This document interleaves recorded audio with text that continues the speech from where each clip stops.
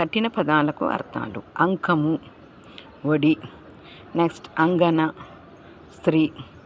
అంగుళి, ఉంగరపు వేలు. అంబువు, నీరు.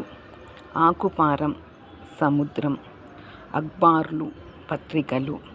అద్వైతం, రెండు కానిది ఒకటే. అబ్జం, పద్మం. అస్దృశ, సాటిలేని. అంగ్రులు, పాదాలు. అమిషనాథుడు, దేవేంద్రుడు. అనిలము, అనిలుడు అంటే వాయువు. నెక్స్ట్ అమృతాంశుడు, చంద్రుడు. అవ్యాజ, కపటం లేని. అశని, పిడుగు. అయుత, పెద్ద. అఘ్రాణం, వాసన చూడడం. ఆత్మజాత, కూతురు. ఆస్యం, ముఖం. ఆర్తవం, పువ్వు. ఆస్తరణం,